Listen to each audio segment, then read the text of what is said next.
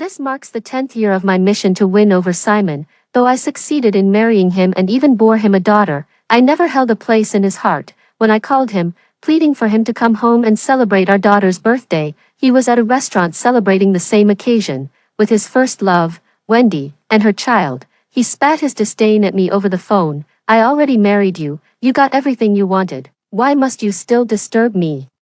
What he didn't know was that this would be the last birthday I could spend with my daughter. After today, I would be completely erased by the system. Today is my final day in this world, as well as my daughter Sarah's 5th birthday. She asked me, her face brimming with hope, "Mommy, do you think Daddy will come home today?" Her question sent me spiraling back to last year's birthday. Simon had promised, with his own lips, that he'd come home. I prepared everything early that morning. Sarah and I waited all day until nightfall, thinking every sound of wind or rustling leaves was a sign of his arrival. We lit every birthday candle until they were used up. He never came. When I asked him about it later, Simon dismissed me over the phone with a casual retort. "So what, if he didn't come? Stop waiting, don't you understand that? Did I ask you to wait? If you did, it's your own stupidity." 10 years ago, I was pulled into this fictional world by a system. The only way to escape was to successfully conquer Simon. Failure meant annihilation. A decade flew by. I achieved my goal of marrying Simon and gave birth to a beautiful daughter, Sarah, but over time, I fell in love with him. While he remained utterly indifferent to me, he discarded me like trash, treating Sarah no better. In the 5 years since her birth, he never once celebrated her birthday. Why? Because her birthday happens to fall on the same day as Wendy's. He believed I orchestrated it, deliberately giving birth on that date to mock him for not being able to marry the one he truly loved. He hated me, hated the way I forced my way into his life and used a child to tie him down. Simon and I had grown up as childhood friends, but, as in many stories, childhood bonds couldn't compete with newfound love. In his youth, Simon's heart blossomed with love for Wendy, a pristine jasmine flower, whose purity eclipsed everything. As his assigned conqueror, I could only watch helplessly as he fell deeply for someone else. Simon's family wasn't well off, and Wendy never reciprocated his feelings. After graduation, Wendy married a wealthy foreigner and moved abroad, despite Simon's attempts to persuade her otherwise. Following her departure, Simon channeled his heartbreak into ambition, working tirelessly to achieve success. I accompanied him through those tough years, silently hoping he'd one day notice me. But even with me by his side through thick and thin, he never wanted to marry me. It was an accident during a work-related event that led to our marriage. I got pregnant, and Simon had no choice but to take responsibility. Every year, Sarah's birthday reminded him of Wendy. For this reason, Sarah never experienced a father's love on her special day, despite being his child. Simon regarded her as a dirty reminder of my manipulation when Sarah was younger. She often looked up at me with her big, tearful eyes and asked, "Mommy, doesn't Daddy like me? Why doesn't he play with me?" I never knew how to answer and would mutter, "Daddy is just very busy." As she grew older, Sarah seemed to sense the tension in our family. She rarely mentioned Simon but still couldn't help hoping, especially on important days like this. After all, she was just a child, on my way to buy Sarah's birthday gift. My emotions were a jumbled mess. I allowed myself a sliver of hope. Last year, Simon had almost come home for her birthday. Would it be possible this year? Could he finally begin to accept Sarah? She was, after all, his own flesh and blood. Clinging to that fragile optimism, I nervously dialed Simon's number. It had been half a year since I last called him. The phone rang. My palms grew clammy. "Hello." My heart leaped. He answered on the first ring. For a fleeting moment, I was overjoyed. But before I could even fully process my relief, his voice sliced through like ice.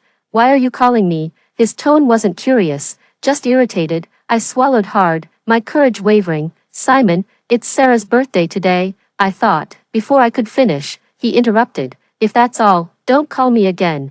It has nothing to do with me." His cold indifference sent a chill through my heart. "Simon, she's your daughter," I argued weakly, gripping the phone tighter. "Mia."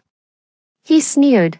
"I married you, you got what you wanted. Why can't you just leave me alone?" Something inside me shattered. After a pause, he added, "Besides, Wendy's back." The words hit me like a thunderbolt. My fingers trembled as I held the phone. She had returned. "I'm sorry for bothering you." I whispered, though the call had already ended. Even so, I wiped away my tears and continued buying Sarah's gift. She'd mentioned wanting a bear bigger than her. And there was a boutique nearby that she loved. After buying the bear, I stopped by a restaurant for lunch, but just as I approached the entrance, someone stopped me. Sorry, ma'am, the restaurant's been reserved. Reserved? Yes, a gentleman rented it out to celebrate his wife's birthday. A pang of envy surged through me, and curiosity got the better of me. I peered inside, just one glance, and my blood froze, my heart pounding wildly. It was Simon. He was cutting a birthday cake, sitting beside Wendy and a boy about Sarah's age. I stumbled out, my limbs trembling, my mind blank. It didn't matter anymore. Returning to my car, I caught my reflection in the mirror, haggard and pale. I was only in my 30s, but I looked far older. The system's voice suddenly echoed in my mind. Host, your time is up. You failed to complete the mission. Erasure will commence. Please, just a little more time, I begged.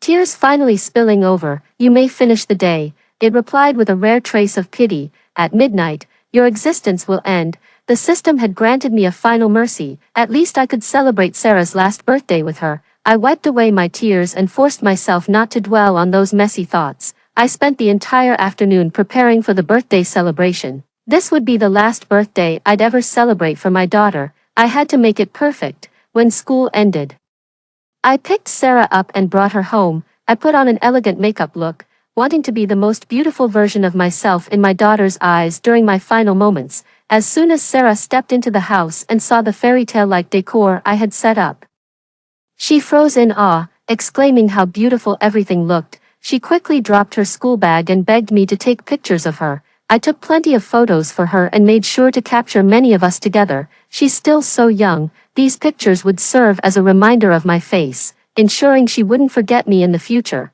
I cooked all the dishes for the evening myself. For this last meal, I wanted my little girl to remember the taste of her mom's cooking forever. Before we ate, I turned off the lights and lit some candles. The flickering candlelight illuminated Sarah's face as she closed her eyes, clasped her hands together, and made her wish with sincere devotion. I wish to always be with Mommy, she whispered. In the dim room, I covered my face and cried silently. But, my sweet Sarah, your wish is one I cannot fulfill. After she finished her wish, I turned the lights back on. Yet observant little Sarah still noticed the traces of tears I hadn't managed to wipe away completely. Mommy, why were you crying? She asked. Oh, it's nothing. Mommy's just so happy to see you grow a year older, I replied. With only 4 hours left until midnight, my final 4 hours, I knew I had to entrust Sarah to Simon. Simon, always preoccupied with work, barely came home. Now that Wendy was back for some unknown reason, his visits to the house would likely become even rarer after I'm gone.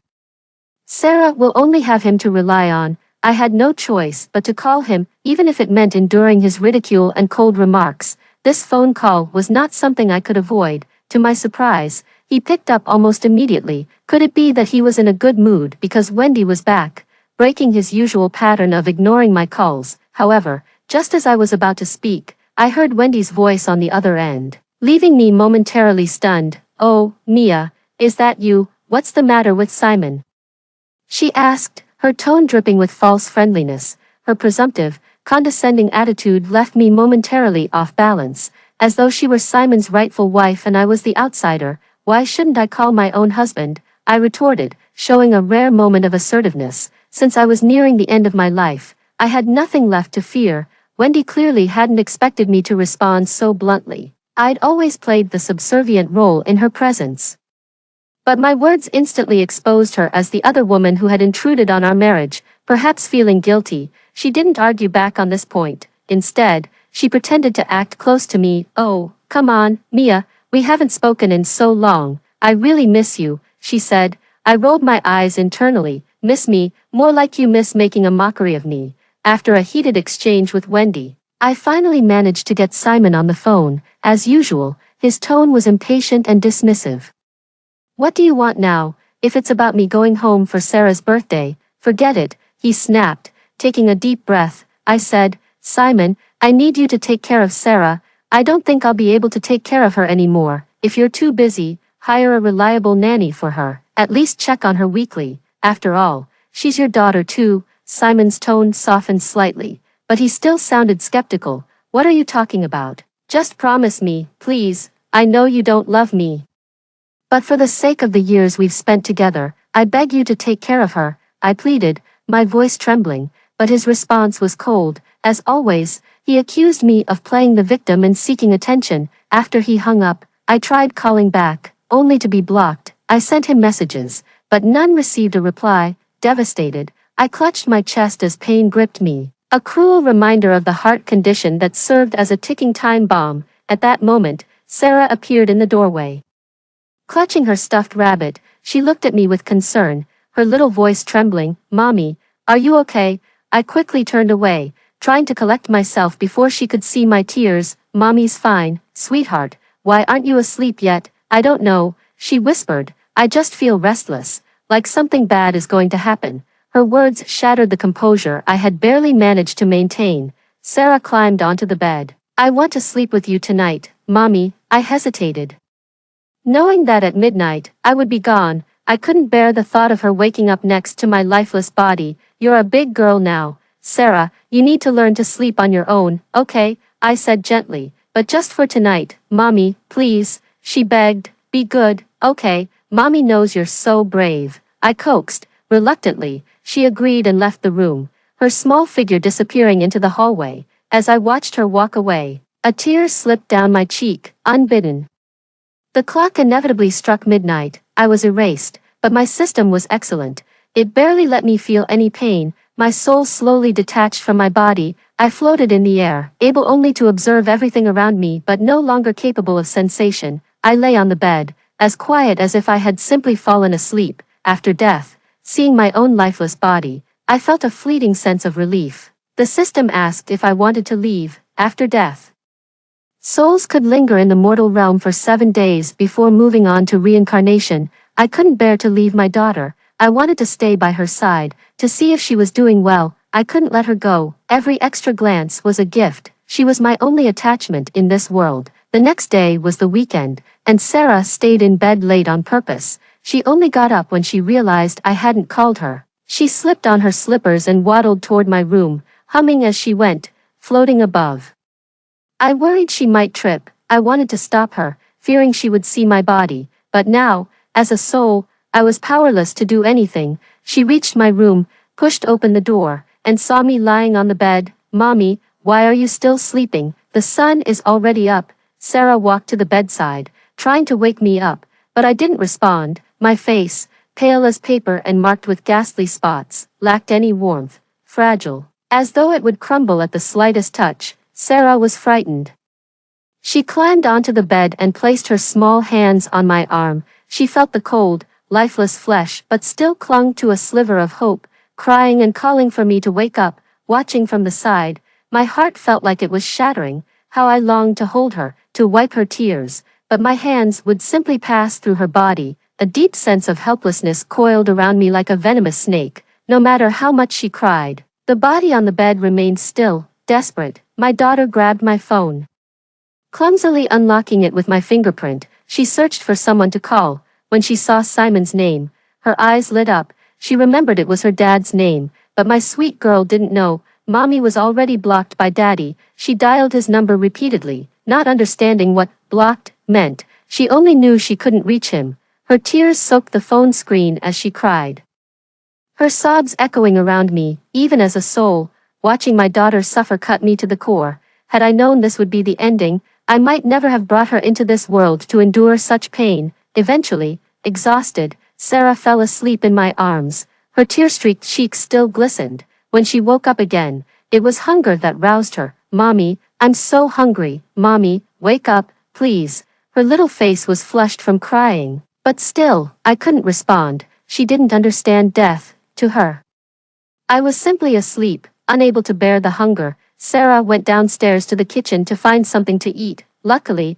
I had stocked the kitchen in advance. She grabbed 2 pieces of bread and rushed back upstairs. She held one out to me. "Mommy, I brought you food. You've been sleeping for so long. You must be hungry. Wake up, please. Don't ignore me. I'll be good from now on. I won't ask for Daddy anymore. I just want you, Mommy. Wake up." "Okay, I'm scared." but the only response was silence. I could never respond to her again. Every time she woke up after that, she'd immediately check on me, asking if I was awake yet, even though I never answered. Even though disappointment met her every time, she kept asking. Her hope rekindled each time, until my body began to emit a foul, putrid stench. She opened the windows every day to let in fresh air. No matter how unbearable the smell became, she refused to leave my side. She didn't understand why I wouldn't wake up, nor why my body smelled so bad. She brought my perfume and sprayed it on me. Mommy should smell nice. But the stench of decay only grew stronger, mingling with the fragrance to become even more nauseating. Several times, it made her vomit. Mommy, mommy, mommy, why won't you wake up? I'm so scared. Please, mommy, stop sleeping. I miss you so much. Her eyes were swollen from crying. The first call came from her teacher. Hello, is this Sarah's mother? Why hasn't Sarah been to school these past few days? Is everything okay? Hearing the familiar voice, Sarah broke down sobbing, stammering, Teacher, can you help me? Mommy's asleep. She won't wake up. I miss her. Teacher, please help me. Sarah, slow down. Tell the teacher what happened. Through her embellished recounting, her teacher could still discern the grim reality. Sarah, stay at home. The teacher will come to you shortly. The teacher found Simon's number in the school records and called him repeatedly until he answered. Hello, is this Sarah's father, your daughter? Simon cut her off coldly. Don't call me about Sarah, talk to her mother. Mia, leave me out of this. He hung up without a second thought. Stunned, the teacher couldn't believe what she'd just heard. How could a father act this way? When she tried calling again, she found she'd been blocked 2 days later. My body was finally discovered. Police and medics arrived almost simultaneously. After their examination, they found no signs of foul play or self-harm, just a sudden death from a heart attack. They carried my body out on a stretcher. Seeing them take me away, Sarah broke free from the teacher's arms and tried to stop them, but a small child was no match for a group of adults and was quickly pulled away. As she watched me grow more distant, she chased after me, sobbing uncontrollably, no matter how hard she tried. She couldn't catch up. Finally, she fell to the ground, her knees scraped and bleeding, wailing in despair. Hello, is this Mr. Simon? Your wife was recently found deceased at home. We need you to come identify the body and make arrangements. What kind of joke is this? Simon scoffed. Is this another one of Mia's stunts to annoy me? Mr. Simon, I don't know what you're talking about, but if you're available, please come to the hospital. Your wife is waiting. If you refuse, we'll notify the funeral home directly. Simon felt irritated. Tell Mia I don't care about her little games. If she really wants to die, let her. It has nothing to do with me. He hung up and resumed working, unbothered by the call. Just then, his office door opened, and Wendy walked in, still working hard. Simon, you've changed so much. Back then, you were just a boy following me around. Now, you've got your own company. Impressive. If I'd chosen you back then, maybe we'd be married by now, she said, laughing as she eyed him. Simon paused. Why are you back? Wendy, what brings you here? You even brought a child. Did you get divorced? Nothing escapes you. She replied. Simon suddenly felt a wave of disinterest. Are you expecting me to take over? Wendy froze. Simon, that's a bit harsh. What do you mean by take over? Really? Simon gave a bitter smile. If there's nothing else, please leave. I need to head home. Is Mia upset about something? I can explain. No need, Simon said, grabbing his coat and glancing back at her, noticing her subtle glee. I'll handle it myself. Simon returned home after a month away, but when he walked through the door, he found the house empty. His daughter had been temporarily taken in by her teacher, and as for me, I was already dead. He froze. The memory of coming home to a warm house where his wife and daughter awaited him flashing vividly in his mind. His daughter would always rush to greet him, wrapping her small arms around him with excitement. Now, the villa was devoid of warmth. Silence and darkness were all that remained. Simon felt an unsettling fear, as though something vital had been ripped away. He tried calling me, but there was no answer. He considered leaving, but the phone call he had received earlier from the hospital gnawed at his mind, sending waves of unease through him. Reluctantly, he drove to the hospital, muttering to himself about how foolish it was to believe such lies, yet his feet led him to the reception desk. where he hesitantly inquired about me. The nurse glanced up, momentarily captivated by Simon's sharp, handsome features, but her expression soured the moment he mentioned my name. This must be the man who ignored his wife lying dead at home for days, she thought with disdain. Without a word, she guided him to the morgue, where my body was being held. Simon followed, stopping short when he realized where they were headed. "Why are you bringing me here?"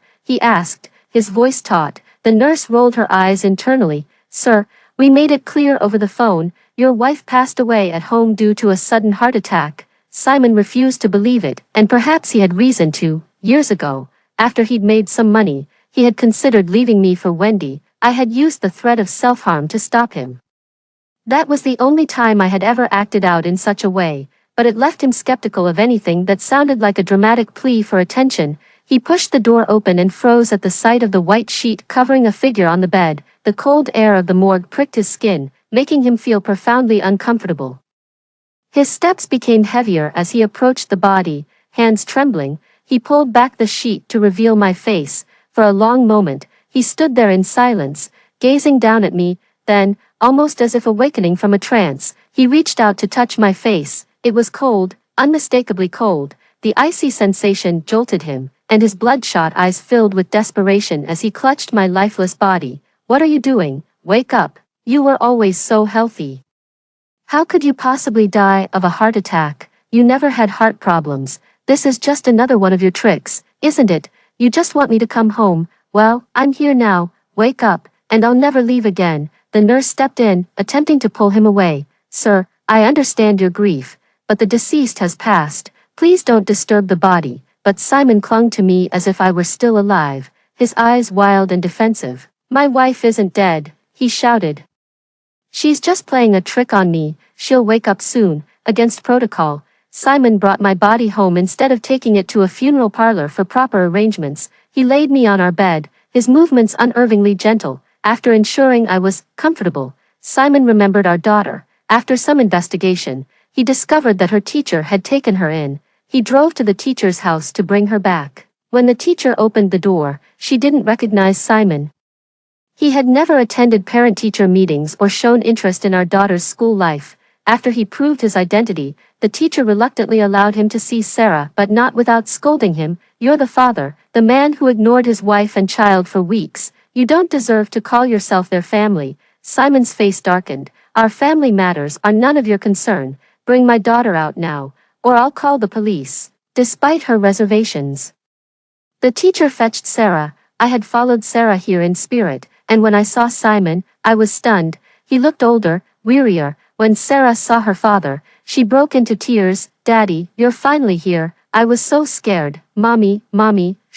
Sarah was just a child. Despite knowing deep down that Simon didn't love her, she instinctively yearned for his protection. "Stop crying. Daddy's here to take you home," he said in a hoarse voice. For the first time, Simon picked her up, carrying her carefully to the car. Back home, Sarah searched every corner for me until Simon brought her to our bedroom. She lit up at the sight of me lying there but quickly realized something was wrong when I didn't respond to her calls. Her joy dimmed into despair. I, too, stared in disbelief at Simon's actions. "Why couldn't you let me rest in peace?"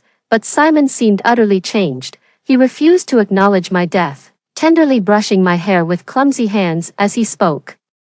"Mia, please wake up. I swear I'll stay home from now on. I didn't do anything with Wendy that day. Her son spilled something on my shirt, and I just cleaned up, that's all. Please forgive me." Hearing his words only filled me with bitterness. Where was this devotion when I was alive? What use is your regret now? On the 7th day after my death, my soul prepared to move on. Simon, however, remained by my side, unmoved by the stench of decay.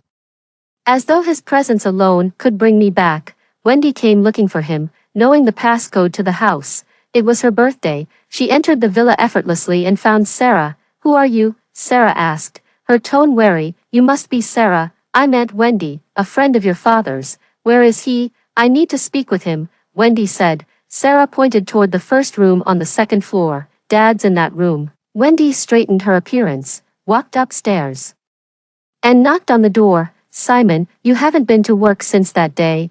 Is something wrong? Is it about what happened last time?" I was so worried that I decided to come and check on you. The door wasn't locked, nor was there any response from within. Wendy took the liberty of opening the door and entering. A foul stench assaulted her senses, covering her nose. She frowned deeply, waving her hand to dissipate the odor. Simon, what's that smell in here? There was no reply. Simon sat at the edge of the bed, his back to her, suppressing her disgust. Wendy stepped further into the room. She noticed someone lying on the bed beside Simon, apparently asleep. With a light chuckle, she asked, "Is that Mia? Why is she lying there? Is she sick?" But as she drew closer, the smile froze on her lips. My body, already unrecognizable after days of decay, lay there. Simon sat beside it, seemingly indifferent to the stench. "Simon, what's wrong with you? Is that Mia?" Wendy tried to pull him away, but he shoved her to the ground, his expression cold and unfamiliar. "It's all because of you. My wife got upset with me. Why did you have to come back?" "Simon," Wendy fell hard, stunned. Simon had never spoken harshly to her before, let alone thrown her down with such loathing in his eyes. "What's gotten into you?" Wendy was deeply hurt. Simon sneered. "You think I didn't know about your little scheme? You divorced that foreigner and came back running to me, hoping I'd pick up the pieces. You thought I'd still be hung up on you." Her face paled as her intentions were laid bare, but she retorted brazenly, "If you knew, why did you come to me? Why did you spend my birthday with me? Why is your house's passcode still my birthday? Admit it, Simon, you can't let me go." Oblivious to Simon's growing anger, she continued rambling, "Anyway, Mia's dead now, there's nothing holding you back. Make room for me, let's be together, just like you've always wanted." "Shut up." Simon slapped her hard, his voice so loud his neck veins bulged. Wendy saw stars, barely able to steady herself. "You're delusional. Yes, I sought you out, but only because I was hung up on the past. I don't love you anymore, especially after seeing your disgusting face now. And don't flatter yourself. My house's passcode isn't your birthday. It's my precious daughter's birthday. What does it have to do with a vile woman like you?" Wendy was dumbfounded. Still, she stubbornly clung to him. "I don't believe you. You're just saying this out of anger. I'm sorry for letting you down before, but I'm here now. I'm apologizing." Simon shoved her away again, tossing her like trash. "Get out. If you don't want to ruin your reputation in this city, stay out of my life." Wendy left in tears. I watched the scene unfold without feeling a thing. So, what is this performance supposed to be called? Is he saying he regrets it? And so what? Crocodile tears. "Host, today's the last day. It's time for you to leave," the system said. "But before you go, do you want to say something to Simon?" I nodded, grateful. This system had done its utmost for me. It wasn't its fault I failed to warm that cold heart. I agreed, not because I still loved Simon, but for my daughter's sake. The system allowed me to temporarily inhabit Sarah's body for an hour. I didn't rush to find Simon. Instead, I spent 50 minutes writing a letter for Sarah. With the letter in hand, I climbed the stairs. I opened the door, but the smell overwhelmed the child's body. Standing in the doorway, I called out, "Simon, come out." The voice was Sarah's, soft yet strangely composed. Simon looked at me, bewildered. "Sarah, what did you just call me? Stop asking questions and come out," I said impatiently. Though puzzled, he obeyed. "Are you feeling unwell, Sarah? Should I call a doctor?" he asked with apparent concern. Such a doting father figure. I sneered. "Simon, the dead are gone. Who are you putting on this act for? You're disgusting." He froze, his pupils dilating as he realized something was amiss. His words trailed off, his peach blossom eyes suddenly rimmed with red. Ignoring his shock, I continued, "Back then, I chased you for so long, and you never relented. Now that I'm gone, you're suddenly overflowing with sentiment. Isn't it laughable? Isn't it cheap? For one, find it hilarious." He hugged me tightly. "Mia, is it really you? How are you in Sarah's body? Don't worry, I'll save you. We can be a family again. Just the three of us. I'll never act that way again."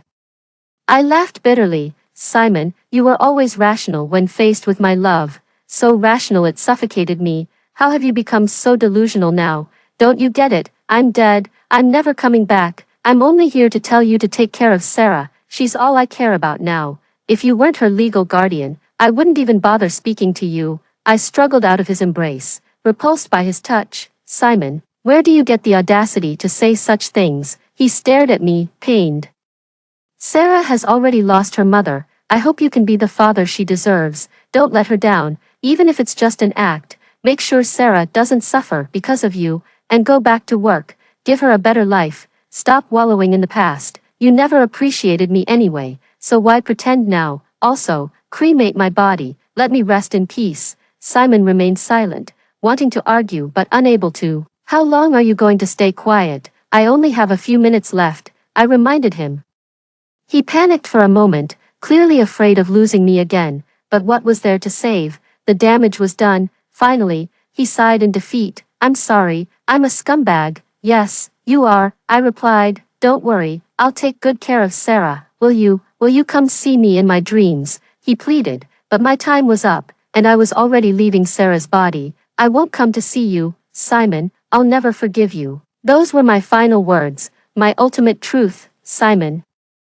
I don't love you anymore. Before my consciousness faded, I handed him the letter. Give this to Sarah when she turns 18. If you feel even a shred of guilt, don't open it. The moment he took the letter, I was gone. Early loss cuts deep, doesn't it? Sarah woke up crying in Simon's arms. Dad, I just had a dream. It felt like Mom came back. Later, Simon truly took good care of Sarah. He never remarried, despite Wendy attempting to reconnect with him.